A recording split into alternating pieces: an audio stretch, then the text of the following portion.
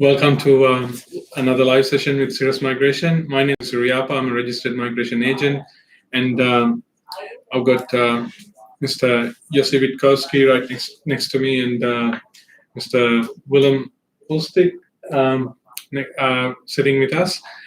Today, Ashani had to take a leave, but unfortunately, we have to redo this video again. We were engaging with some of our audience just before. For some unseen technical issue, we had to redo it because the Facebook didn't have the sound came through. So that's everything happens for a good reason. So let's start the session again, and hopefully, if there's any questions, please don't forget to type your question down below. If you have not subscribed yet, if you're watching us through Facebook, please hit the like button on our page so you will be notified each time when we release one of the videos. If you're watching us through YouTube, please hit the subscribe button. It helps us, and also you'll be notified each time when we release a new video or a Australian immigration related update. Every week we release few visa updates and videos discussing and explaining and breaking down certain categories. Today we have listed few topics that we would like to talk about, but if there's any other questions, please feel free to type your question down below. Willem, Yossi, would you like to say hello to? Yes. Again, sorry about the fact that that you couldn't hear us, that we didn't have any audio. Unfortunately, these things happen when we have technology, both good and bad at times. My name is Yossi Witkowski. I'm an Australian immigration lawyer, also a migration agent. I specialize mainly in global talent visas, but I also do some skilled migration in some specific occupations. And I also work with AAT matters and also with partner visas. Hi, audience. My name is Willem Ulstig. I'm a registered migration agent here at Sirus Migration, and happy to talk to you about any complex issues you might come across. I deal with visa cancellations, visa refusals, AAT matters, and deal with any visa category across the spectrum. Thank you. So there are some new updates that we would talk to you about. There's, as you would know, Queensland BSMQ program was closed for a while, and but we had 491 small business category open all the way. The BSMQ is expected to be open by 1st of February this year, so it's only a few days away. Yep. If you have any 489, 190 onshore applications, time to get things ready because it won't last very long. We have many applications that we have drafted and in a good stage ready to go. So if you have any questions or any support that you may need, please be in touch. We will support you. And what other states maybe? Well, we've got the Northern Territory. Northern Territory is accepting nominations, but just be mindful that you need to live and work in the Northern Territory in your skilled occupation or in closely related skilled occupation for at least the last 3 years. Okay. You should also let the Northern Territory government know the status of your visa application. You need to do this when your visa is granted and when you arrive in the Northern Territory. Make sure that you provide your up-to-date details to the Northern Territory government, and sometimes you will maybe be asked to participate in surveys that are undertaken by the Northern Territory government. Yeah. Thank you. Thank you, Mr. Willem. So Mr. Yossi is going to talk us. New South Wales. Yeah, New South Wales and. Okay, I just want to speak about New South Wales. So as you know, Queensland is currently closed. Was supposed to be open on the 25th of January, but it's opening on the 1st of February. So we'll speak about Queensland again in the next session. New South Wales, the skilled occupation list is out for the 190 and for the 491. I've even seen a question on the already in regard to New South Wales, and the person said that they have 95 points. They a developer. I take it you referring to being a developer program. Is that enough? Now New South Wales requires with the 190 quite high points. So I think from 95 onwards, I think is worth an application. But I think anything less than that would be a bit dangerous. You'd also have to show that you're living in New South Wales for some time. In New South Wales, they don't say how long you need to be living with regard in and working in New South Wales with regard to a 190, but at least more than a year. I think that would suffice and have quite high points. So please go onto the New South Wales website to check to see if you indeed have an occupation on the occupation skills list. And then, interesting enough, there is also the 491 occupation skills list. And with the 491, they require you to be living and working in a regional area for 12 months. And they list quite a few occupations, and they divide those occupations into different regional areas. It really doesn't matter if your occupation is, if you're working in one regional area, you won't be allowed to apply in another regional area. So that's really with regard to New South Wales and Queensland right now. And then Western Australia, just to note that there's two streams in Western Australia. There's the general stream, and there's also the graduate stream. And just to speak about the general stream, to qualify under the stream, you'll need to meet the work experience requirements. And the work experience requirements is that you must be able to claim at least 5 points for work experience in your expression of interest.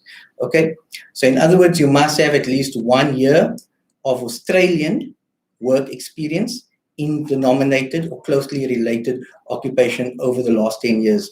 So I think it's interesting just to note, they say Australian work experience, 1 year Australian, the operative words being Australian work experience, not work experience per se in Western Australia. And then in a nominated or closely related occupation, what is a closely related occupation? Well, a closely related occupation is at least if you've got the first 4 digits of the ANSCO code, the same first 4 digits, then you'll be in a closely related occupation. Okay, so that's the first requirement. You must have 1 year Australian work experience in a nominated or closely related occupation over the last 10 years, or you must have at least 3 years of overseas work experience in a nominated or closely related occupation over the last 10 years. Okay, and then you can only count on work experience as gained after you received your qualification, not before, in paid employment. Okay, and where you've worked for at least 20 hours a week. So that's also very interesting, very similar to South Australia. The requirement is that you can work 20 hours a week, and then you'll be able to apply for your 190 or for your 491. So why is that important for Western Australia and for South Australia is because if you go from a 485 onto a student visa, you'll receive limited work rights. 485, you'll receive unlimited work rights. So in other words, full-time, you'll be able to work 35 hours a week. On a student visa, you can only work 20 hours a week. So South Australia and Western Australia is a good option if you are on a student visa and you're unable to go on to a 485 again because you used up your 485. You only get one chance at the 485 unless you've been working in a regional area for 2 years or and you've studied in a regional area, then you can apply for the 485 extension. But so please consider if you were on a 485, you're not eligible for a 485 extension, and you're now on a student visa. If you're really considering a PR pathway, then states that you need to consider is, in my opinion, Western Australia and South Australia. Also, there's some exciting news for people who are expecting to go into Tasmania. The state nomination applications will be open from tomorrow, but they have some strict eligibility criteria. They will only be accepting applicants with eligibility are fully completed as of today at 5 p.m. So if you Australian, I guess it's Australian Darwin, the AEDT. AEDT, yes. Yeah. So. And then I just want to speak about Victoria. So Victoria it's open, as you should know. And they say we're currently targeting professionals with skills that support Victoria's economic recovery and health response to the coronavirus pandemic. So there's no particular skills list, but they are targeting and giving invites to those who can show that you contributed to the economic recovery of Victoria and the health response to the coronavirus pandemic. So it's really, I think it's encouraging. I think it's really open. I think we need to be, I've heard of people in different skills and different occupations, getting invites. And in terms of points, I think anything from 90 points is reasonably good. And it depends on which visa you're applying for. And if you can show that you've supported Victoria's economic recovery or response or health response to the coronavirus pandemic, then I think you do stand a chance. So we were to talk about some flexibilities for doctors as well, but it depends on if you have any questions on doctors there. I wanted to highlight how flexible they have the options where they have the eligibility to move between certain occupations, where as long as they have the first 3 digits of the occupation is the same kind of thing. But if you have any doctors in the audience, if you have any questions, please do get engaged to be protective with it, to be safe with the timing. We'll go into a few of the questions. We'll answer as many as we can within the timelines. So Mr. Sanjay Shah from Facebook, we have a question. 95 points in Sydney, developer programmer 190. Do I need to move to Canberra? I'll take that question. I don't mind taking that. I think that's the question that I actually saw. No, I think you're on the skills list in terms of 190 MEC developer programmer. Yeah, you're definitely on the skills list. And I think 95 is a good point. I think 95 is fine. Pretty good, yeah. I think 95 is fine, and I think you should go for the 190 and receive the invite. There'll be other options that they can look into, but if you're considering 190, if you're considering 190, 95 is a very good point. Yeah. Queensland for Cook, Mr. Mukesh Kumar. Sorry, the question's too narrow. We don't understand. I can Please answer that too. Yeah, sure. Look, at this stage, I mean, we don't know what the Queensland skills list is going to be. They were supposed to open on the 25th of January, but they're opening on the 1st of February. So you can go on to BSMQ, just put into Google Skills Migration Queensland, and you'll find the BSMQ website, and check it on the 1st of February to see what skill there is. I don't know. Yeah, and I think that's an interesting point because, with the COVID-19 situation, the hospitality industry in Australia, but particularly in Queensland, has been severely affected. Good point. And, it's to be seen, whether that occupation is going to be on the list. Yeah. 190 is not the only option. So you have several options available being in Queensland. So if you're a cook, don't be disappointed if you don't get the occupation listed in the BSMQ list. Coming on is 1st of February, the Monday. Yeah. So next Monday is going to be all busy Monday. Busy Monday. Yeah. I mean, we've been busy. Like Claire's been busy, and everyone's been busy with putting the 190 applications. I think most of ours are ready to go on Monday. Dilanka Fernando from YouTube is asking a question. Tell us about trade courses that can get PI in regional areas. It's a very broad question. If you have specific occupation, we can come back to you, or else please type. Please get to us through admin@sirus.com.au, we will give you a broad answer. It also depends which regional Which regional state. area, which state. And again, it's with the COVID-19 situation now, it's a little bit difficult to predict, in terms of which regional areas have been affected badly. Yeah, and also I had a few questions lately.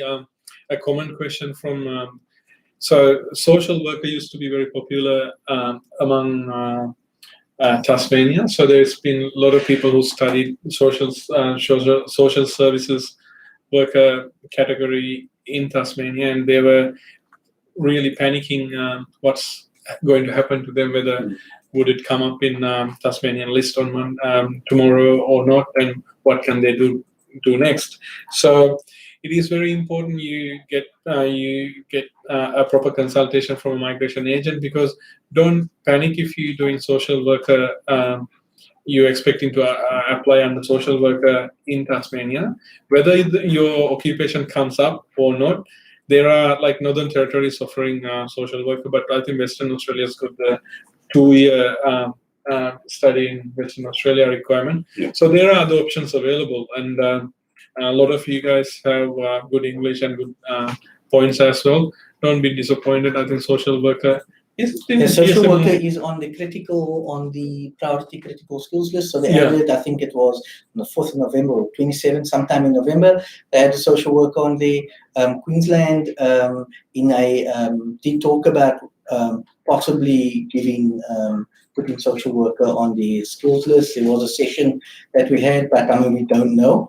But I think if I was a betting man, I'd bet that social worker would be on the Queensland list. Yeah. But also consider, but I don't know, we have to wait till the 1st of February. But also consider the 186. So if you're working currently and you've got 3 years work experience, then 186 direct entry. Yep.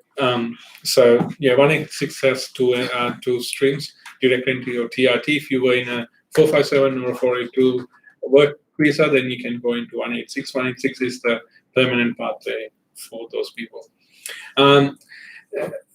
We got another question from YouTube, Mr. Rupal Kanuja. Hello, please tell generally what is the possibility to get state nomination if person gets a pre-invitation. State nomination and a pre-invitation. So if he gets an invitation, basically, I think that's what he's asking. If he gets an invitation, what's the possibility of getting state nomination? Depends on the state, and you need to commit to the state for. It depends on the visa. Or you need to make sure that you have put in your expression of interest at what state you want to be in. Yeah, I think that's what it refers. Yeah, and there's no. I don't know if we reading the question the wrong way, but there's no pre-invitation. But if you do apply for EOI, expression of interest, and if you do receive an invitation, that's your golden key to get to 190 visa. So if you're within the expression of interest with the invitation, then it's happy days. You apply for 190. You just have to prove what you said in the expression of interest is true, and you're in good health and good character, and you get your 190 permanent residency visa. Yeah, very vague question, but as Sirus said, if you get the invite from the particular state, then you should be fine. So his brother's got an invitation. There's no pre-invitation from Queensland. December month. So what is the possibility to get the nomination? If you got an invitation, I think you should get a nomination. That shouldn't be a issue at all. Jay Prakash Gupta, is there anything open under skill migration 189, 190 for offshore people? 189, there's no technical barriers. You can still apply. Yeah, but people are not getting it. Yeah, we have experienced this. We haven't seen anyone getting invited. But 190 offshore, definitely not at this stage, unfortunately. We're hoping that possibly after the next budget speech in July, and possibly with the COVID vaccine, maybe we'll see some movement on things, but that remains to be seen. So, Mr. Anil Edwards got a question. Can you tell me about TSS 482 visa, and as an applicant, how can I check the visa status? Yeah, Vivo. So if you're onshore, Vivo is the best way. If you're offshore, unfortunately, foray to offshore was slowed down a bit to our experience. So pretty much you just have to wait till you get a notification from the immigration. Certain categories has gone really fast. I would relate more towards the critical list and priority list. The other occupations shown a delay and a little bit slow. This is going to be a nice question. We're not going to fight to answer this. It's a GTI question. Let's both answer. So let's both answer. Mr. Sanghun Jan Kim. Hope I pronounce your name correct. Sounds like from South Korea. We've been dealing with a lot of Mr. Kims these days. We've spoken to Mr. Kim this afternoon in the energy sector. So, question is about GTI program. If my current annual salary is below 153,600, I'm not eligible for this program. Even my skill sector is within the 7 sectors set out by the Australian government. Mr. Kim, it's not 7 sectors, it's 10 sectors now. Hope you're in Australia right now. Mr. Yossi, would you like to? Yeah, so there's been some changes. There's been some positive maybe and some adverse changes maybe with the, if you can get it that way, with regard to the GTI program. So it's been extended. So the sectors has been extended from 7 to 10. So that's the first thing. Circular economy has been added, tourism's been added, education I think has also been added, and I'd have to look at the list again just to see what's been added. I know all the IT related sectors, ITC has been is all now pushed under Digitech. So there's been resources has been added also. So mining's pretty much gone broad and come down to resources. All the ICT, the cybersecurity, all those gone under Digitech and expanded the whole the sector So that's itself, and also financial services. So fintech was narrow, and there were a lot of people were confused. Fintech was only people were focusing, and most of the people who came into fintech, they were wondering if I was an actual designer or a program manager of fintech, am I the only one, or if I'm a software engineer who designs the fintech program, am I the should I go with fintech or should I go under software engineering? So this all been resolved and expanded again into financial services. So that's the good news as far as I'm concerned. The adverse news could be the fact that your eligibility requirements was that you needed to have a master's. So in other words, you needed to have completed. It needed to be relevant. You needed to have completed your master's in the past 3 years. So that's one. Two, so that's no longer a requirement in terms of eligibility. So bachelor's or master's with higher results, only if you're going with that qualifications only. But if you have master's or bachelor's, but you have other talents, and if you are earning over $153,600, you're still eligible. Yeah. So the threshold is still there. So you can always be eligible if you're in one of the 10 sectors and you're earning over the threshold, which is 153,600 Australian dollars, then you're eligible. If you have completed your doctorate your PhD in the past 3 years or close to completion, so in the next 6 months, sort of gauged as close to completion, then you are also eligible. Now it comes to the whole question. There's a bit of a moot question whereby what if I'm a really global talent? Because you still need to show that you're global talent, okay? Just earning over the threshold or having a doctorate doesn't count, okay? You still need to show outstanding achievements before you had your doctorate, okay? It's not good enough to show your doctorate and say, oh, well, here's my thesis and I wrote on this, okay? You're not going to get an invite in my experience. You still need to show the outstanding achievements before you even had your doctorate and what you've done while you got your doctorate. So the question really being, and I hear, and I'm hearing this question a lot, and I'm sure some of you are thinking about it right now. Okay, well, I'm global talent. I've got outstanding achievements. I'm an entrepreneur. I've had innovative ideas. I might even have patents. I've started a business. I've revolutionized the tech industry. I've been a disruptor in the tech industry, but I'm not earning over the threshold. I've started my company, say 3 years ago, and I'm getting there. And I had a master's, and I thought I was eligible. But now they've just shot me in the foot because they're saying I'm no longer eligible.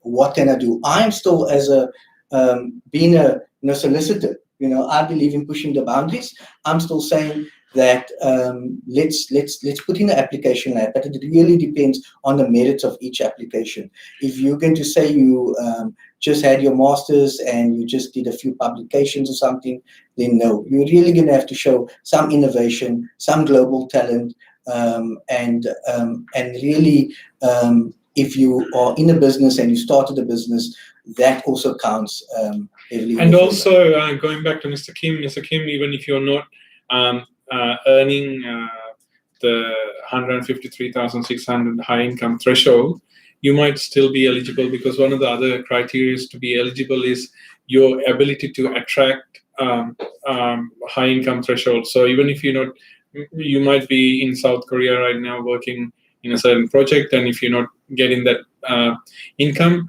but if you have the ability to earn that salary in Australia, and if you can demonstrate it that successfully, then you're still eligible as well. Well, that's the viewpoint we're taking at our firm. And also, I believe that you need to be strong on this. Not just give one or two Seek advertisements and say, well, I have the ability to attract a salary. We need to be able to prove conclusively that you have the ability to attract that salary. Yeah. Do you agree with that, Will? Yeah, no, that's a good point. And, there's ways to do that. Yeah, there are ways. Talk to your migration agent. Speak to us. Yes. So, as I told earlier, if you haven't subscribed to our channel before, please hit that subscribe button down below. If you're using YouTube, or if you're watching us through Facebook, please be kind enough to hit the thumbs up button. And the next question we got from Gopinath. Again, I want to come to my dreamland, Australia. Please guide me in helping to get PR Australia. Thank you. We will do our best. Please be in touch. If you like to draft your pathway, please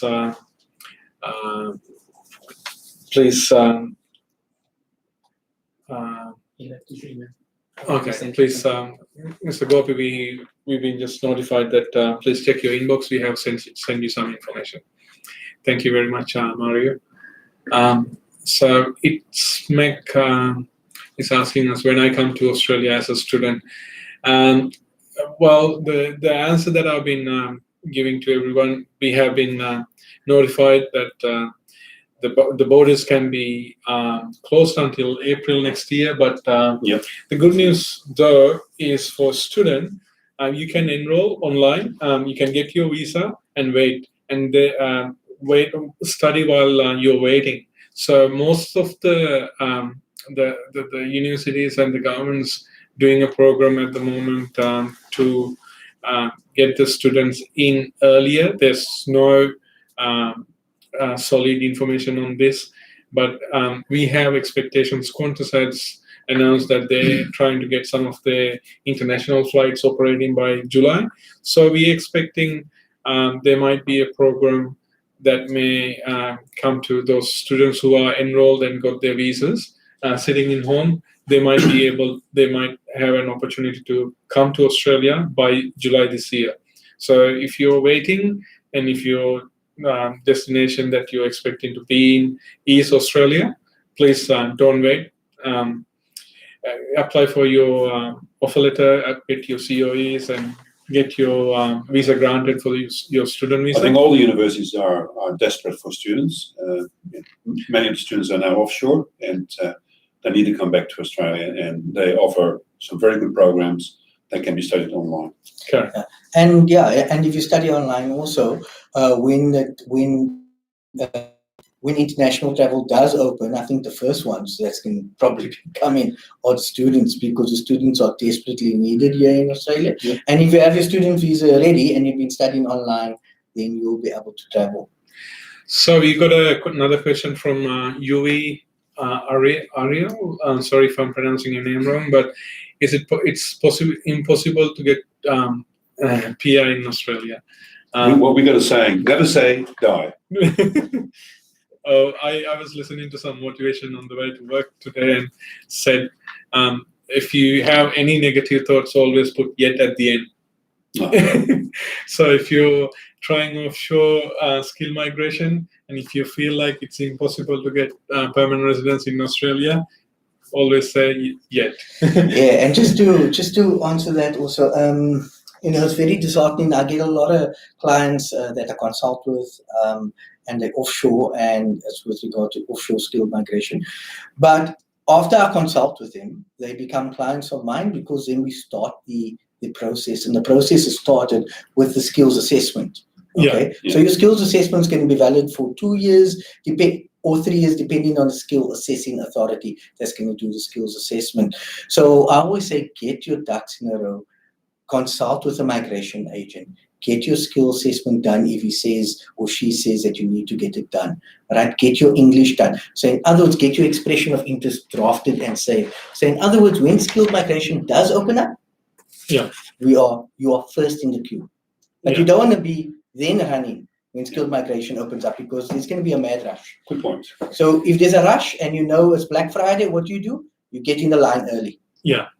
So before we go into the next question, I'm going to remind all our audience, especially if you're doing YouTube, please be aware we're going to repost this video after this session. So some of the questions, if your question is not being answered, please retype or copy and paste your question again when we repost it. We will answer it again, because the questions that we cannot get to right now, might be disappeared towards the end. And also, as I'm always saying, please hit the subscribe button, or if you're coming from Facebook, please hit the like button. Can we go see some of the questions from Facebook for a minute, because we've been answering all the YouTube ones. I have been Mr. Ranero Messi Chand. I have been studying diploma in IT, completing in March. Will do my advanced once in border opens. I have 6 years work experience in IT support. Can I apply for Canberra skill shortage since IT support is listed there? So you see, I have 6 years work experience in Fiji. Yeah, that can be a good option among few other. So would you like to add some comment to that? As well, Mr. Yossi, Mr.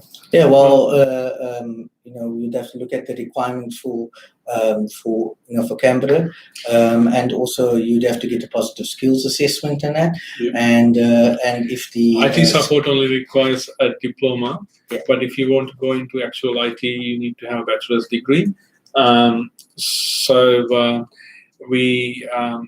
We might have to check what sort of duties have you been doing and what experience you have. So kindly do send us a copy of your CV.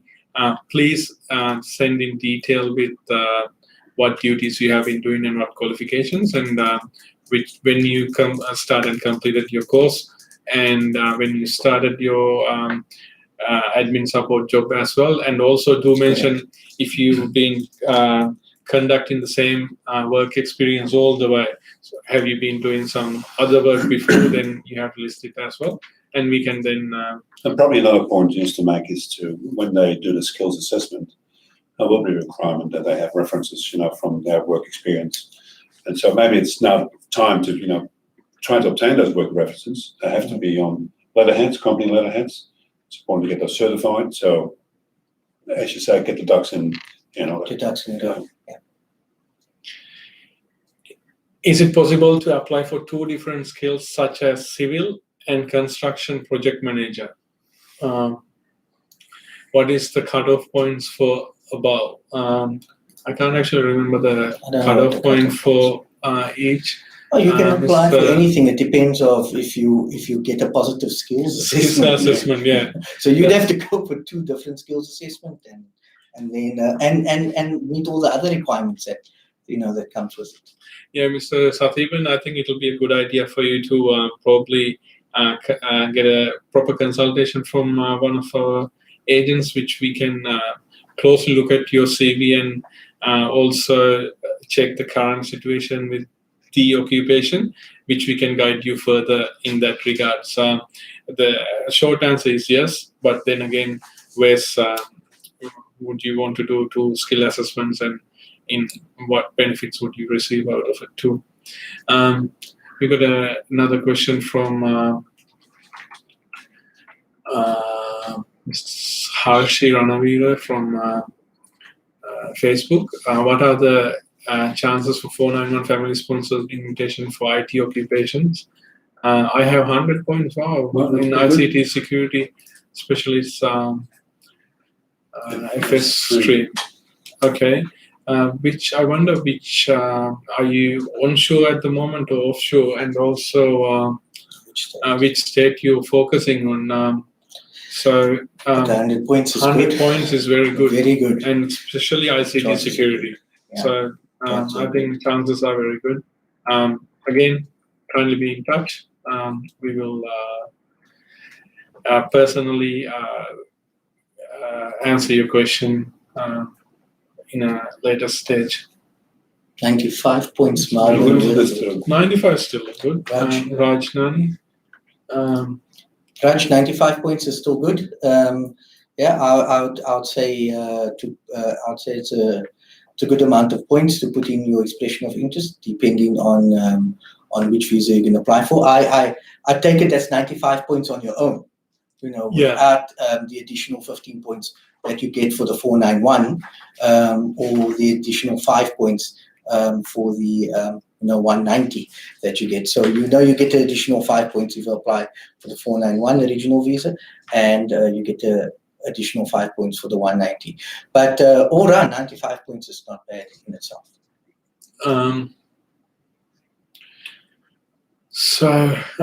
Roshan Oberoi, we got a question from Roshan, Facebook. I finished my master's in food science and technology from RMIT last month. I got a job in Albury, New South Wales as food technologist. Please let me know regarding when occupation lists will be open for New South Wales. It's open. We can quickly tell you because Mr. Food technologist. Food technologist. So Albury, is it the 190? Is that the regional? Or is it? 491. So 491. Food technologist. Okay, you can go on. I'll check it. Just checking to see if you're on the occupational list Regional development. for 491 food technologists. Well, if you want, I can give you this as well. Okay, I don't see food technologists on the 491 regional list. We will check further. Sorry, all the lists been updated lately, so it's not all the categories we can remember on top of our heads. It's just been very confusing, and having all these states opening in different times and very unprecedented and unusual for all of us. So if we couldn't see it, we try to be a little bit more proactive, getting all the information together, but do send us a email with the query and we'll come back to you. Yeah, I don't see it on the that's skills list for New South Wales, unless I missed it. I just fairly quick, but send us an email. But New South Wales is open, and they do have the 190 and 491 skills list. And we have been notified and threatened by our back office. Our time's gone way more than what we expected. So thank you very much for joining our session again. And if there's any more questions, please do join us next week. We're trying to do next week at 12 o'clock on Thursday instead of 4 o'clock. That suits most of our international clients as well. So next week in Australian Eastern Standard Time, Brisbane, we'll be conducting our live session at 12 o'clock, and hopefully all 4 of us will be there, and we'll give you lots of information. If you have any questions, please type in the videos that we're sharing, and do send us an email, be in touch, and we will endeavor to answer as many questions as possible within the time limits. Thank you very much for all of you, and lovely to have you here join. And can I just add something? Sure, please. I know lots of you got questions, so for next week, sometimes it's very difficult to get through all the questions and give you updates, because we can't make everybody happy, but we can make some of you happy. But if you got questions, I encourage you to also just, we charge 110 Australian dollars for skilled migration. It's an investment. If you're serious about your future and you want to have a PR pathway, then pay for that consultation fee, and don't guess and sit there and worry about things. We do have the answers for you here, and we can tell you. It is a very good point Mr. Yossi brought up just then. It's not like answering one question or two questions. We help you design your permanent residency pathway, so that way we assess the whole background, personalized to yourself, not a common criteria as you may ask from a friend or someone else. We then be able to look into your personal circumstances and grow you a permanent pathway that will suit you better. And thank you very much for bringing that up, Mr. Yossi. And wish you all a wonderful week coming ahead, and a beautiful weekend. We are all spoiled by a short week in Australia. Some of us took the long weekend, and some of us worked very hard, but Tuesday off. So for all of you, have a nice weekend, and have a safe and nice day during the week. Okay. Thank you. Bye-bye. Tell us when